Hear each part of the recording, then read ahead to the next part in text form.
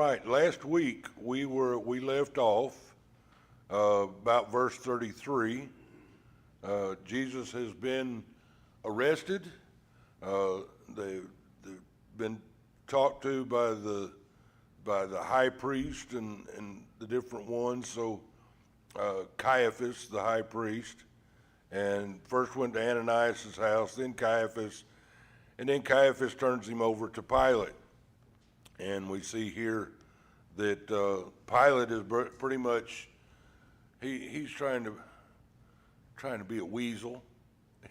If I could say that, he don't want anything to do with it. He's got enough problems of his own. Pontius Pilate is under the gun right now because he's messed up several times, according to what we understand in history. And Caesar's pretty much said, one more time, that's strike three, you're out. We'll take away your power from you, and you're out of here. And you will see tonight where the Jewish leaders use that against him to get done what they want done. So he's kind of under the gun here, and he's really wanting them to just, you handle it, you deal with it, you put him to death. Now, oh, we can't put him to death, we can't do that. We saw that last week where the Roman rule took away capital punishment from the Jews. Well, it wasn't just by coincidence, I don't believe, because it was prophesied throughout the Old Testament that Jesus would be crucified by the Gentiles and hung on a tree. Jewish capital punishment is by stoning. So they couldn't do it, not for one, because the Roman law said they couldn't, and number two, because prophecy said that is not the way he's going to die. So we see here, understanding this, that God is in control of this whole situation throughout it. They may have bound him, but they didn't need to. And if he wanted to go, he could have left. He could have called 12 legions of angels, 72,000 angels to stop all this if he wanted, is what he told Peter. So he's going willingly. And he's going exactly as has been prophesied thousands of years before. We're going to look at that as we go through the rest of this chapter tonight. And chapter 19, I'll bring out a lot of Old Testament verses because I want you to see that it just didn't happen just because that's the way it was. It happened because that's the way God said it's going to be. Okay, thousands of years before. So Pilate pretty much said, you do it. And they said, oh no, it's not lawful for us to put us to death. And then that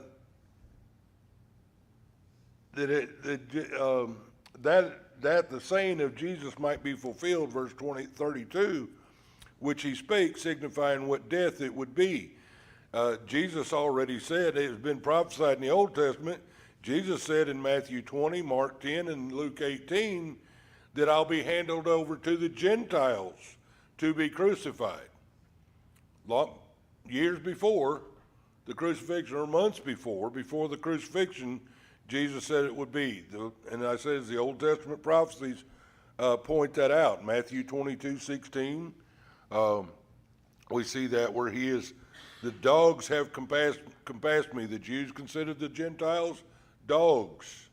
They assemble the wicked have enclosed me. They pierced my hands and my feet. That's a messianic prophecy of the crucifixion of Christ, all the way back in Psalms. So then we come to verse 33. Then Pilate entered into the judgment hall again and called Jesus and said unto him, art thou the king of the Jews? Jesus answered him, saying, sayest thou this of thyself, or did others tell it of me? Almost as to say, are you confessing this, or are you just repeating what you heard? I think even in this point, Jesus is trying to make a point to Pilate. You also need to confess who I am. You need to believe or not believe. Take a stand one way or another. Pilate doesn't want us to take a stand. He's scared. He's a weasel. And probably for good reason. He's about to lose his place if he's afraid he's going to mess up again. But Jesus is almost challenging him here are you confessing this? Do you know this? Or is this just what you've been told? Pilate answered and says, am I a Jew? Thine own nation and thy chief priest have delivered thee unto me. What hast thou done? What'd you do for them to bring them to me? Jesus answered, my kingdom is not of this world. If my kingdom were of this world, then would my servants fight, that I should not be delivered to the Jews. But now is my kingdom not from hence. This is not my kingdom. And as I've said several times before, can y'all hear me all right? Okay, I can't hear me, so I don't know. Many will say that Jesus came to set up an earthly kingdom, and that when the Jews rejected him, they changed his mind and said, okay, I'll go to the cross. There's a group of people out there that teach that. That is not true. Jesus came for a specific purpose. He says it here. They were talking about Jesus came to set up the earthly kingdom for the Jews. He said, no, my kingdom's not even of this world. My kingdom's not here. My kingdom's the heavenly kingdom. Jesus never once made the statement or even alluded to that he was here to set up an earthly kingdom. He came for the kingdom of God, a heavenly kingdom.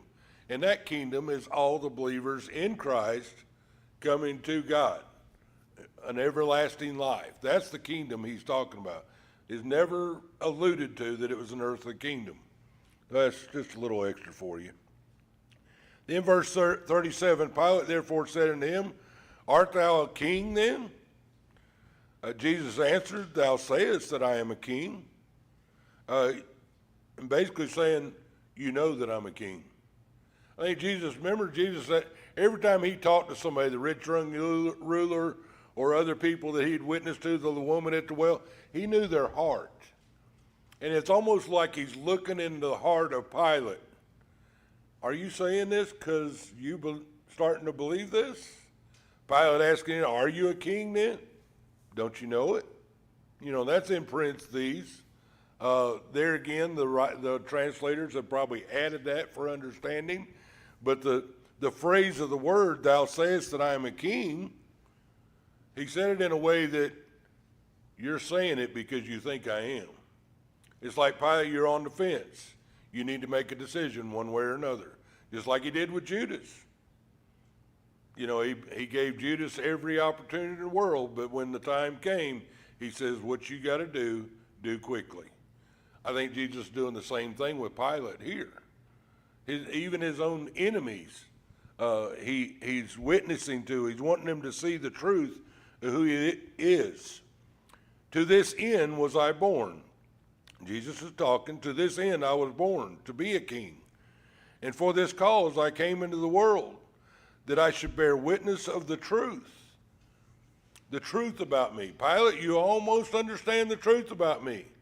This is why I came in the world, that you shall know the truth, and the truth shall set you free. This is why I came.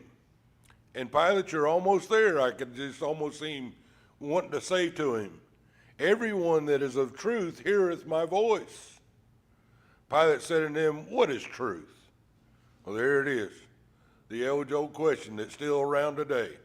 Truth is relevant. It's what you believe is true. And it's almost like Pilate's acknowledging that kind of frame of mind there. What is truth? That's, I don't want to get into that. But anyway, and when he had said this, he went out again to the Jews and said unto them, I find in him no fault at all. So you see sort of Pilate's mindset here. I don't know why you're bringing this guy to me. So he says he's a king. Is he not a king? I don't know. Is he your king? And they're having this dialogue, and he says, okay, what's truth? And he goes out to the high priest and stuff and said, I don't find any fault in this guy.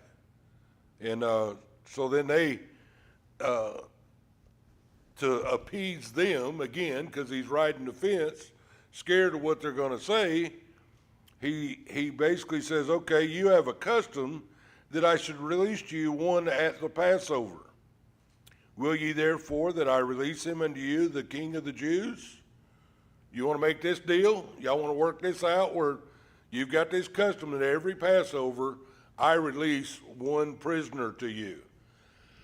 And it is an act of showing mercy or grace or whatever for their Passover festivals. Then cried they all again, saying, not this man, but Barabbas. Now Barabbas was a robber. So Barabbas, he was a robber. We see that he a notorious prisoner. Matthew 27, I think, talks about he was an insurrectionist, a murderer. Luke 23 tells us. Who would you want? Who would want that kind of prisoner loosed? And I think this is Pilate that's going, okay, I find no fault in this guy. Y'all are just making a mountain out of a molehill. You say you have a custom here. I'll release a prisoner. Let's see, let's pick the most vile prisoner I can think of. Surely they won't want him, they'll take Jesus. I'll give you Barabbas. And the crowd will see he didn't persuade them to do that. They wanted Barabbas. You see in Matthew 27 where when he says, who do I release to you? They all hollered Barabbas. The high priest, the chief priest, and all those were going around saying, say Barabbas, say Barabbas, say Barabbas. Politics at its best, right? Vote for this guy. Huh? And mob mentality. A mob mentality, exactly. And it was all, huh? Yeah, you see that today. Just a little small group can get in a big mob and persuade them in a certain direction they want them to go. Not much has changed in 2,000 years, has it? Candy hooked up. She found where it was in Matthew. It's 27:19. Talks about his wife did have a dream. Pilate's wife. Had a dream and told Pilate that you don't want to do this. Right. Leave this So man that was in the alone. back of his head too. Matthew 27:19. Yeah. Because he's probably thinking about that. Going, I don't want anything to do with this. Yeah. So he's under a lot of pressure, not only from Caesar, but now his wife's in on it. Yeah. Just wipe your hands. Get out of this if you can. So I think that's all for chapter 18. We'll go to, if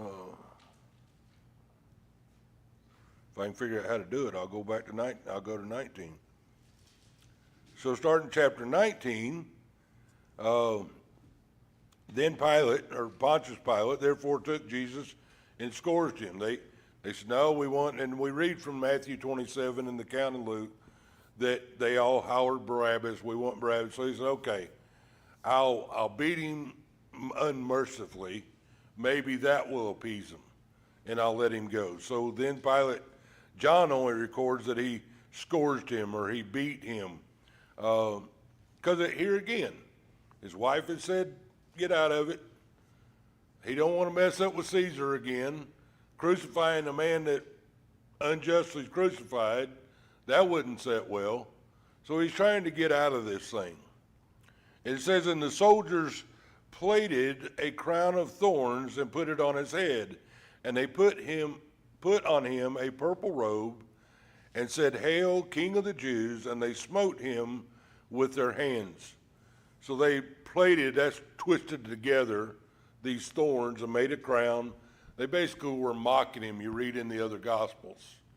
Oh, if you're a king of the Jews, and this is probably where they said they would blindfold him and hit him. And say, oh, if you're a king or if you're God, who hit you? Just mocking him, making fun of him, beating him with the cat of nine tails. I'm sure y'all have heard that story of how it just rips the flesh from your bones, and it's a terrible thing. And the Romans were very good at it, very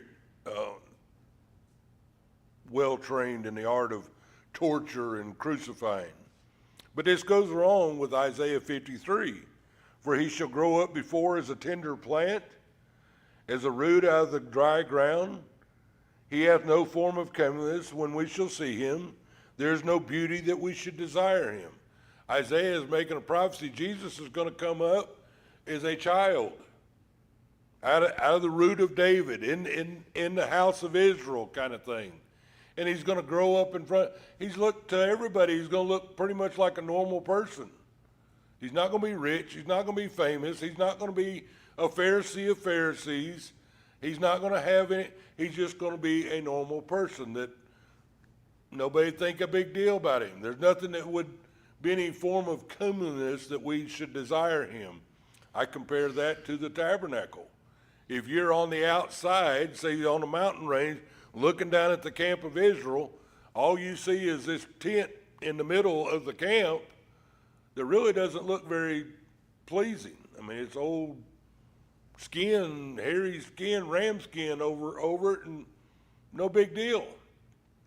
But until you get to know him, until you get to be able to go inside and see the golden lampstands and the table show the golden on the wall and all the beautiful embroidery in the Holy of Holies, the Ark of the Covenant, and all those things, you don't go in there unless you go in there with the blood. Once we're saved, then you begin to understand how beautiful Jesus is.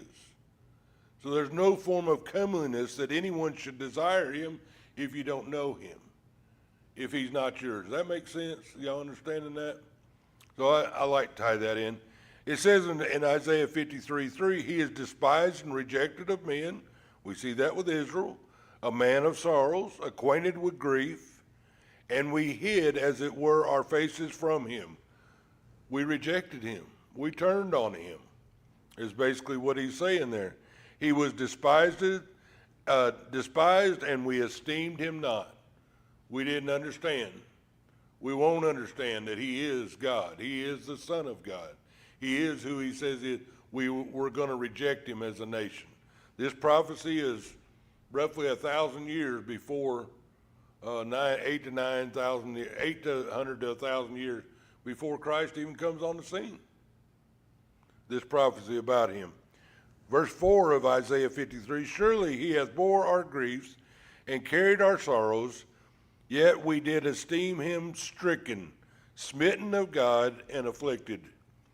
But he was wounded for our transgressions, he was bruised for our iniquities, the chastisement of our peace was upon him, and with his stripes we are healed.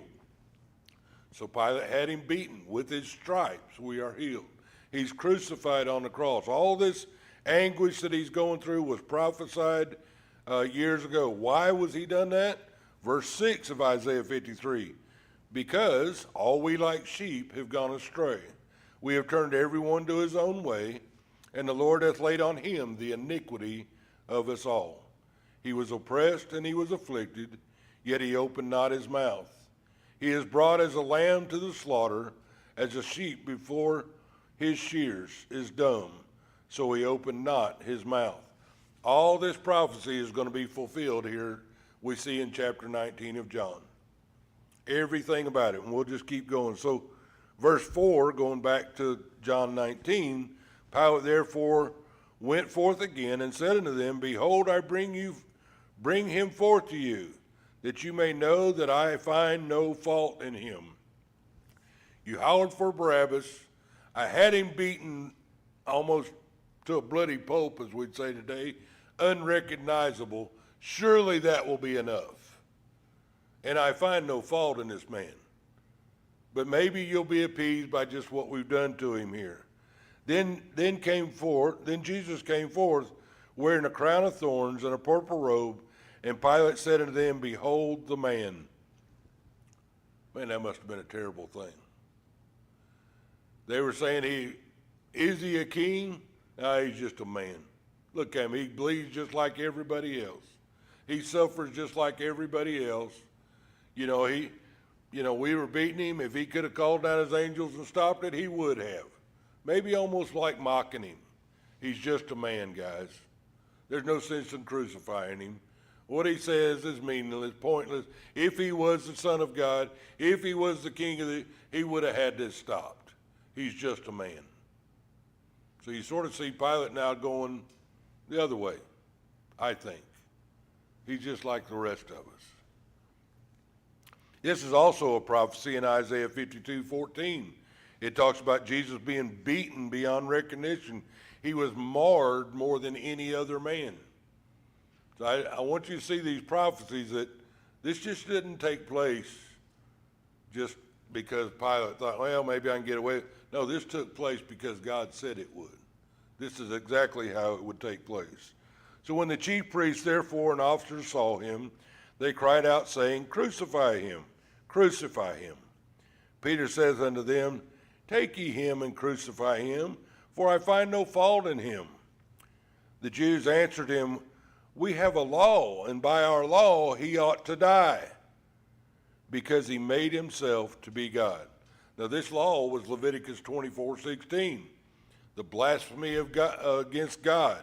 The law of blasphemy. He claimed to be God. He claimed to be the Son of God. To them, that is blasphemy, and is worthy of death, capital punishment according to their law.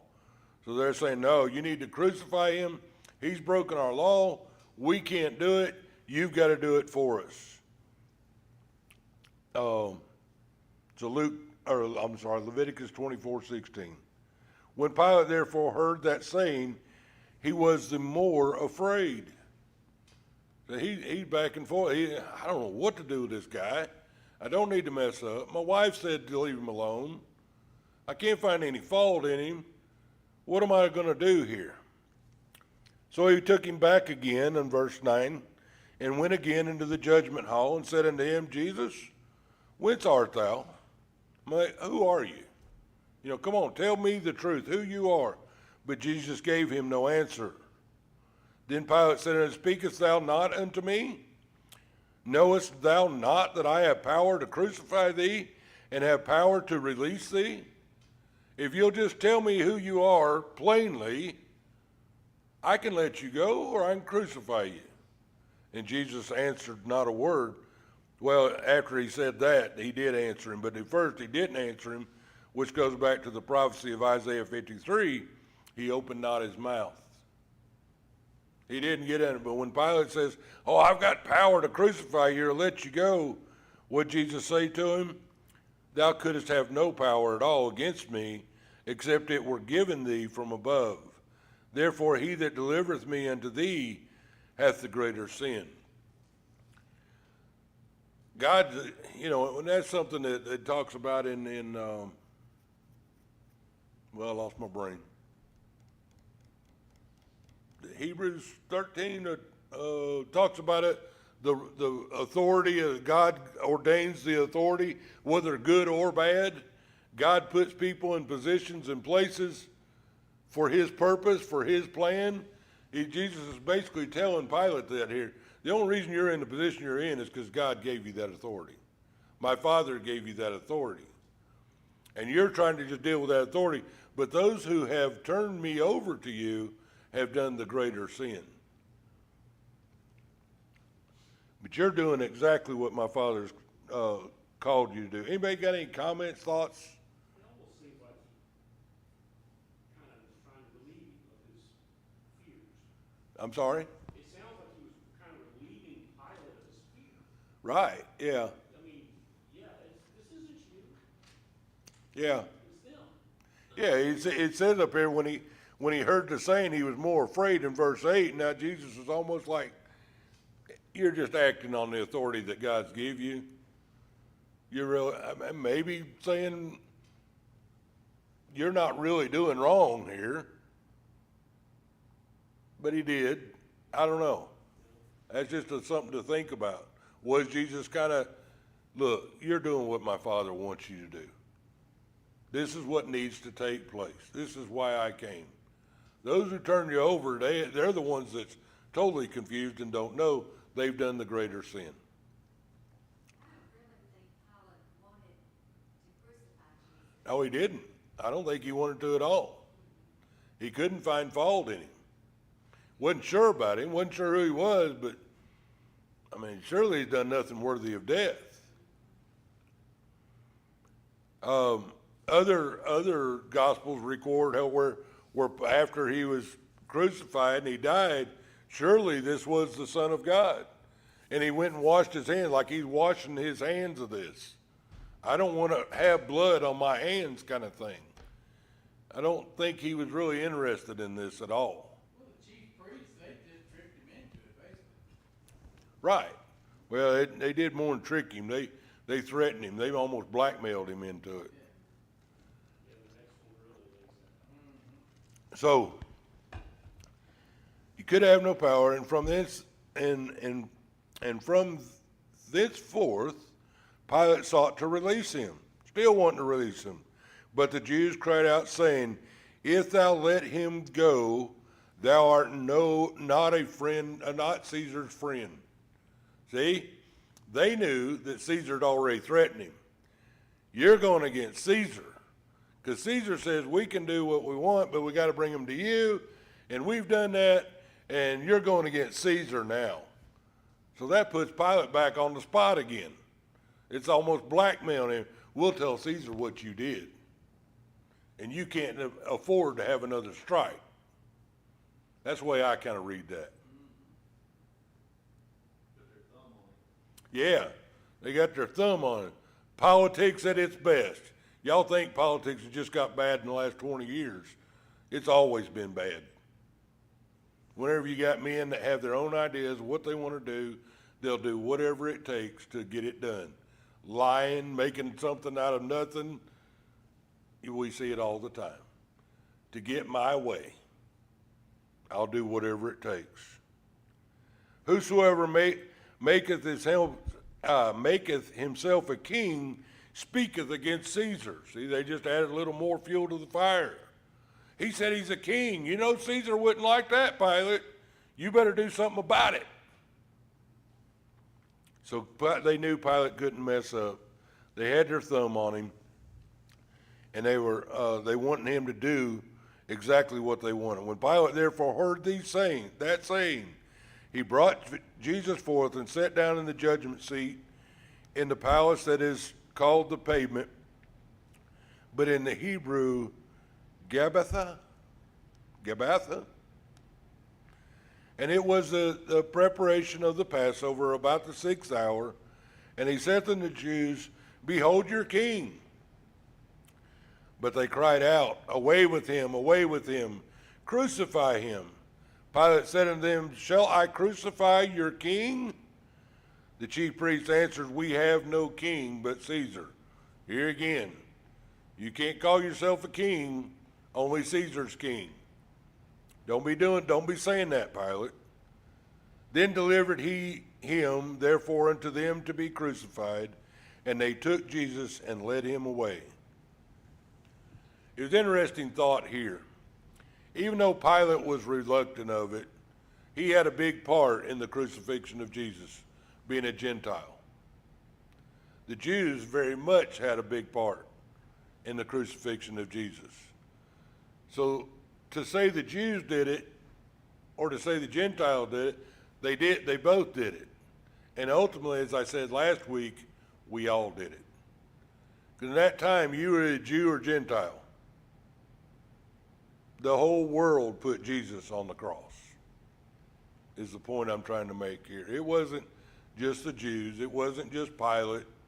It wasn't the Romans. It was us. Our sin put him on that cross. The other scriptures give detailed reference of carrying his cross, and the Silas, is that his name? The guy that carried his cross? Simon? I didn't write it down, so I can't remember. You know I am with names.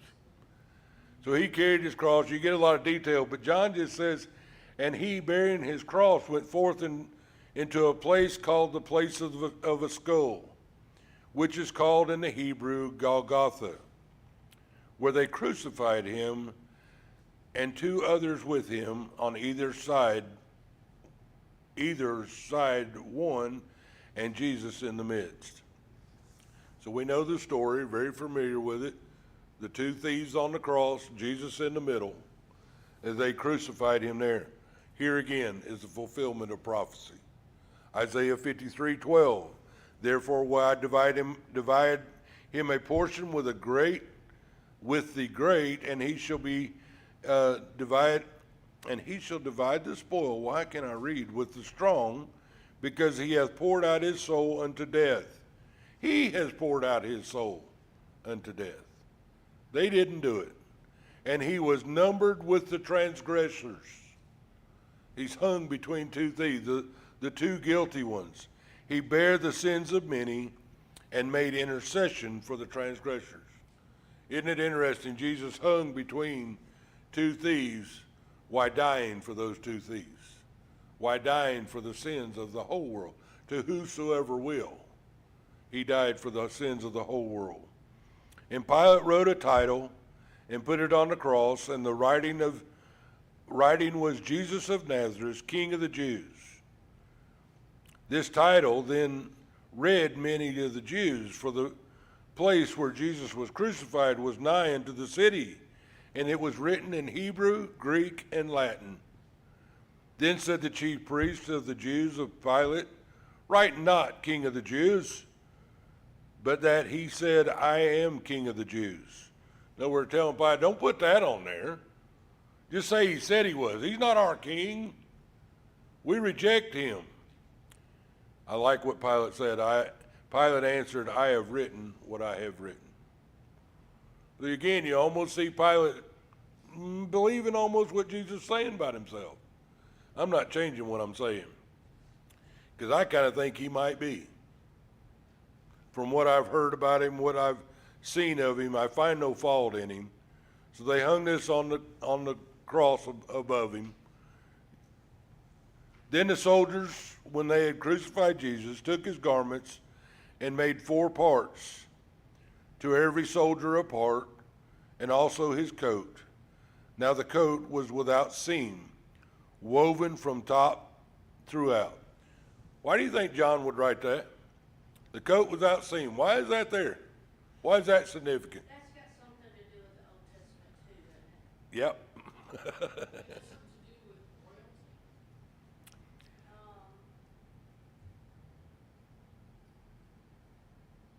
I'll let her answer. She's almost there. It is significant. It is a fulfillment.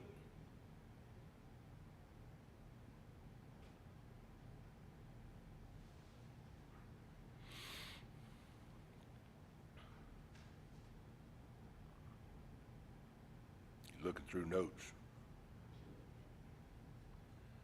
Let me tell you.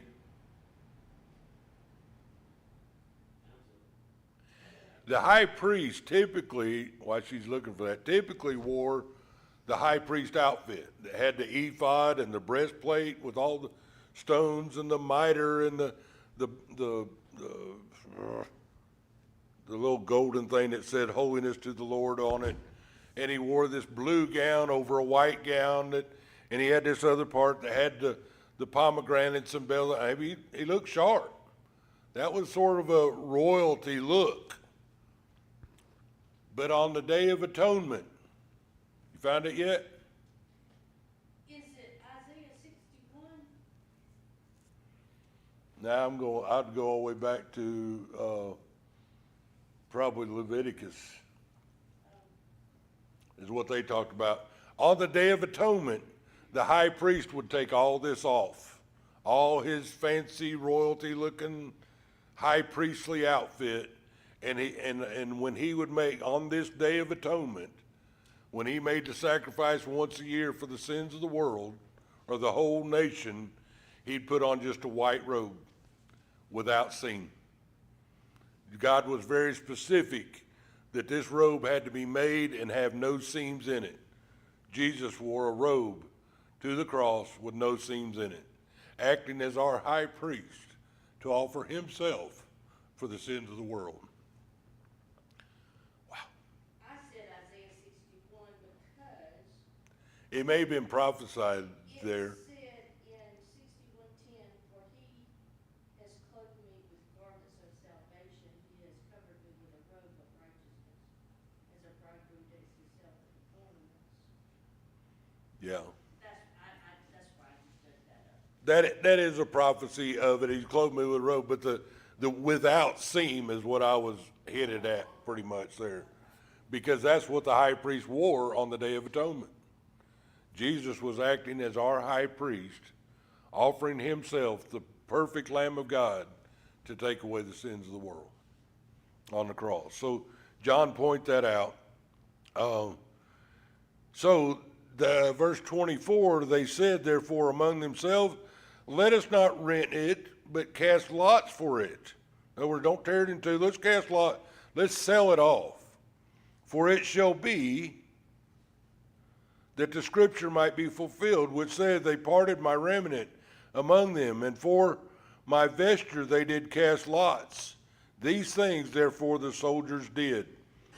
Going back to Psalms 22, verse 18, they part my garment among them and cast lots upon my vesture. Thousands of years before it happened, we see the prophecy in Psalms telling us exactly what they would do. Everything is going according exactly as God said it would happen. I just think it's important that we understand how many prophecies Jesus fulfilled in his ministry, but even in his death, he fulfilled many, many prophecies. Don't tell me he wasn't who he says he was. No other prophet, no other religion can do that kind of thing. Clint can tell you about the odds of Jesus fulfilling just a few prophecies, let alone all the prophecy, the 300 and something about him. He fulfilled every jot and tittle perfectly as prophesied in the Old Testament. Verse 25, and now there stood by the cross of Jesus his mother and his mother's sister, Mary, the wife of Cleophas, and Mary Magdalene. When Jesus therefore saw his mother and disciples standing by, whom he loved, who is that? John. Whom he loved, he saith unto his mother, Woman, behold thy son. Was John her son? No. This is kind of important. Then saith he to the disciple, John, behold thy mother. And from that hour the disciple took her unto his own home. Jesus was being faithful to his responsibilities as the eldest son. Joseph, they say, was probably passed at this time, and now she needed somebody to take care of him. Why James, not James and Jude? Why not John? Why John? That's my question. Why not her other sons? Yeah. Did somebody else say something? Yeah, but didn't Jesus' brothers not, they didn't believe, did they, at that time? James and Jude, they were kind of on the fence, I think. It wasn't until after the resurrection they fully understood it. John understood it. But I think it's also symbolic here of a new family. In the death, burial, and resurrection, we are a new creation. We are part of the family of God through Christ Jesus. So Jesus is appointing John, who is not really his son, to a mother who is not really his mother. He's starting this new family of God. And I think that's sort of the symbolism I see there. It's a new testament, a new covenant through which the family of God would come together. All right, does that kind of make sense? So this is why John was not really her son. Does that answer your question, Peg? Kind of? I knew that John was not her son. That's why I couldn't figure out Right, her son's right. chosen. One, he was fulfilling his obligation, fulfilling the law as the eldest son to take care of the mother. And two, to show the symbolism of the family, the whole family of God coming together in Christ Jesus. Okay? It's interesting, too, that even on the cross, as he hung there, in the garden, he was more concerned about the disciples' well-being than himself. Hanging on the cross, about to die, in agony, was worried about his mother more than himself.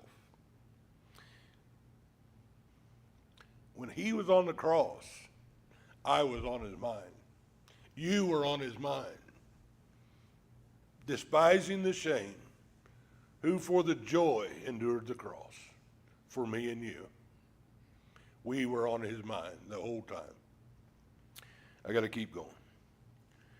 And after this, Jesus, knowing that all things were now accomplished, that the scripture might be fulfilled, saith, I thirst. Now there was set a vessel full of vinegar, and they filled a sponge with vinegar, and put it upon hyssop, and put it to his mouth. Now they say back in that time that they had wine there, and they could give it to the ones being crucified, sort of dull the pain. Well, this New American Standard calls it sour wine. Sour wine, yeah, New King James. yeah. But he took this vinegar, this soured wine, and put it to his lip, not to dull the pain. I think it was more of just a mocking. I mean, now I like apple cider vinegar, but I don't know if it's the same as back then.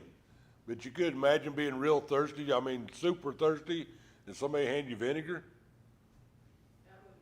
That wouldn't go well, would it? But he fulfilled there, Psalm 69:21. They gave me also gall for meat, and in my thirst they gave me vinegar to drink. He's fulfilling every prophecy about him, every jot and tittle. So he just come out of, he's been hanging there at this point, according to the other Gospels, Matthew 27, for about 3 hours. 3 hours of darkness. He's been hanging there, silent, pretty much. And then about the 6th hour, it says in Matthew 27, 45 through 49, now it's the 6th hour, there was darkness over all the land unto the 9th hour. And about the 9th hour, after he'd been there, 6 hours, now about the 9th hour, Jesus cried with a loud voice, saying, Eli, Eli, lama sabachthani, something like that. Basically says is to say, my God, why hast thou forsaken me? Now there's a big debate over why he said this. And many say that God forsook him on the cross, turned his back on him. And I can kind of see that. God can't look at sin. Jesus has taken on the sins of the world. But there's also, he's quoting Matthew 22:1 or Psalms 22:1. So the thought is he says that so these Jewish chief priests and all that would know exactly what he's talking about. He's fulfilling prophecy yet again. My God, why hast thou forsaken me? So there's an argument there that God didn't really forsake him. Jesus was making a point to those there that he was the Son of God. And he is fulfilling prophecy yet again. Either way, I can see either way. And I'm not smart enough to figure out each one, but I do know he died for my sins on the cross. Whether God forsook him or not, he may have turned his back because God can't see sin. But God didn't forsake. He said again in Psalms, well, you did not leave my soul in hell. God didn't forsake Jesus altogether. So that's kind of the point of them there. So some of them that stood there heard that said, he calleth for Elias. This is Matthew 27, 45 through 49, just to give you some of what was going on. He's calling for Elias to come. And straightway one of them ran and took a sponge and filled it with vinegar and put it on a reed and gave him to drink. The rest said, let be, let us see whether Elias will come to save him. This is Matthew's account. So you see them as he's hanging there, crying out, my God, why hast thou forsaken me? Quoting Psalm 22, they're still just making fun of him, mocking him of who he is. We're not going to get through all this. All right, boy, we got 42 and we're on 30. It's 7:04. We'll finish with him giving up the ghost, and then we'll go to the burial next week. When Jesus therefore had received the vinegar, he said, it is finished. He bowed his head and gave up the ghost. Jesus died there on his own free will. He gave up the ghost. He died. It is finished. In the Greek, it is tetelestai, and it means it is finished. It stands finished. It always will be finished. There's nothing you can add to it, nothing you can take away from it. It is complete. Salvation's plan is done, and he gave up the ghost. All the Old Testament types and prophecies were now fulfilled. Everything about the crucifixion, it is complete. It is done. The sacrifice for sin is complete. The debt has been paid in full. That's what tetelestai means. It is finished. Okay? So I hate to just leave him hanging there on the cross, but we're out of time. And we'll go into what happens next, the preparation and going to Pilate and burying him. We'll pick up there on verse 31 and go into chapter 20 next week. Any questions or comments, thoughts?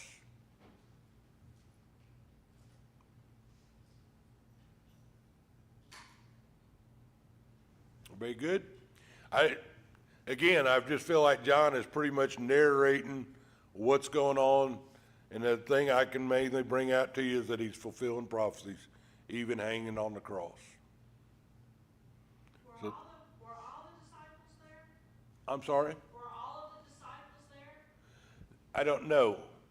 It only mentions John. I don't think they were, I think they was here and they had If we keep reading in the burial, all it mentions is John being there.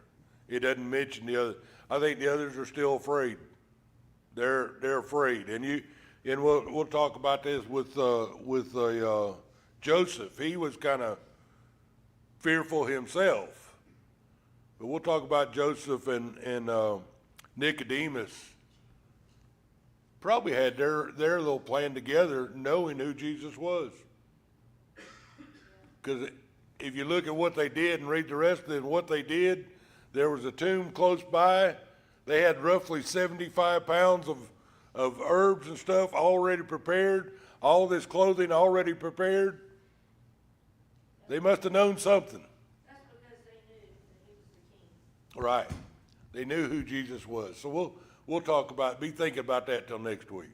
I know I'm leaving you hanging on a cliff there, but there's some interesting stuff there about, I think they knew what was going on, and those two may have been hanging out in the tomb, because it all records is John and the others there at the feet of Jesus.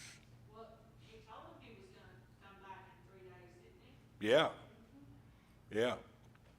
Anyway, we'll talk about it more next week. They were planners. Huh? They were planners, they were just being prepared. Right, yeah. They were planning. They knew the Passover was coming, and he couldn't hang there all night, and it needed to be done quickly. So they were even prepared because they believed. I'm getting ahead of myself. Sorry. No, that's okay. All right. Anything else?